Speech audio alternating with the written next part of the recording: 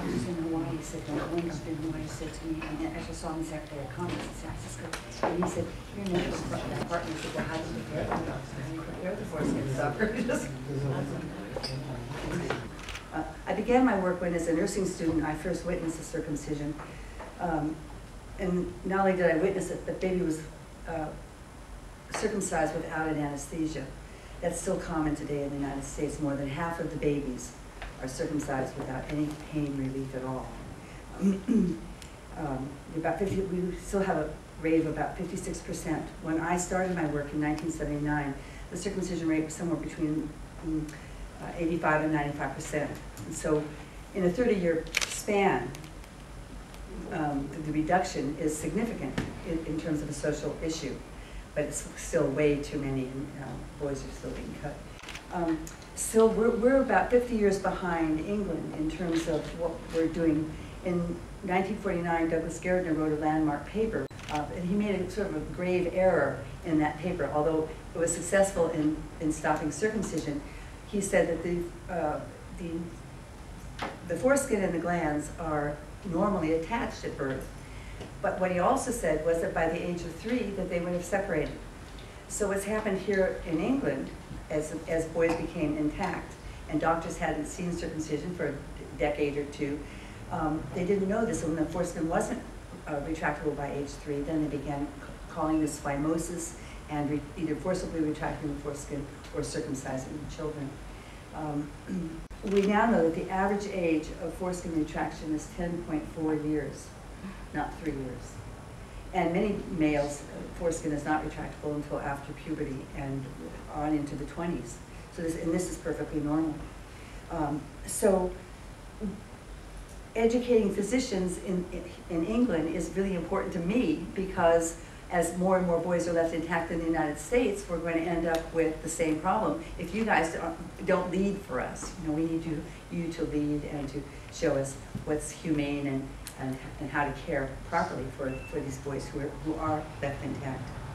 Circumcision began in English-speaking countries during the mid-1800s, as many of you know, to prevent masturbation. And since then, we've used one excuse after another to continue this practice. There's been an incredible laundry list, and I thought I would read some of the excuses for circumcision that we've used over the years, because it's fascinating.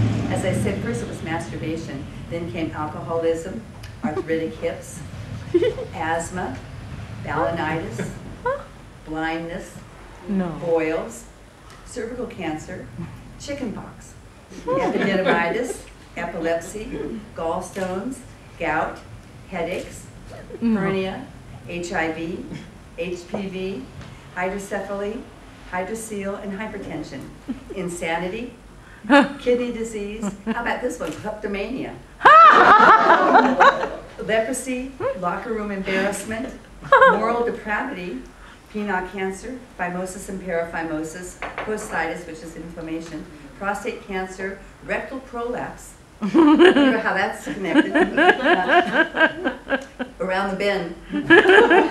Rheumatism, schistosoma, sexually transmitted diseases, spinal curvature, stomach infection, tuberculosis, urinary tract infection, yeast infections, not to mention bad attitudes. With such an absurd list, it's not difficult to understand that there is a sales factor involved with the circumcision issue and in the circumcision industry. In truth, we more often than not are circumcising normal babies and boys. This means we're practicing non-therapeutic circumcision on non-consenting minors. And to add insult to injury, foreskins, at least in the United States, are sold for commercial use by cosmetic companies or for use to create bioengineered tissue. In other words, purloined foreskins are being marketed for profit. The latest excuse for circumcision is it will stop the spread of AIDS, a sexually transmitted disease. First, let me say that the majority of males in America who have died of AIDS are circumcised. So on its face, this is preposterous. And it's interesting that this issue has come about with American researchers, American doctors and researchers promoting this, even though they live in a country where we can see the devastation of AIDS amongst the circumcised. So circumcision does nothing to protect the spread of AIDS. The spread of AIDS has been curbed, however, in Senegal, in Thailand, and eastern Uganda, because the governments there successfully had used aggressive educational approaches to talk about the fear of AIDS, the danger of AIDS, the importance of safe sex, the importance of condom use, and on top of that, they also then distributed free condoms. So we've seen this, it can be successful, and they didn't introduce a surgery that is so devastating and has its own risks. The other problem with this is with circumcision, males are going to believe that they are protected, and they're not. And this is devastating because they will, with the loss of sensitivity, are not going to want to use condoms. And the women now are at risk because they say, and particularly African women, saying, well, we'll have no recourse. The men are going to say, well, I'm protected now, I'm safe. You're not going to get AIDS, and I don't need to use a condom. So this is ill-conceived agenda will not work. It is a dangerous diversion, and it is deadly. Condoms are 95 times more cost-effective and much less risky than genital cutting. Interestingly, some say that female genital cutting will prevent AIDS, the spread of AIDS, but no one has dared to suggest that we adopt that practice. Yeah. Sarah, that's exactly. With regard to male and female cutting, the screams of both genders are exactly the same. This is not an issue of competitive suffering. The fact is we have to protect all children from these harmful traditional practices. Both genders die from circumcision, and it is the same violation. The first cut to the normal body of a non-consenting minor is the human rights violation.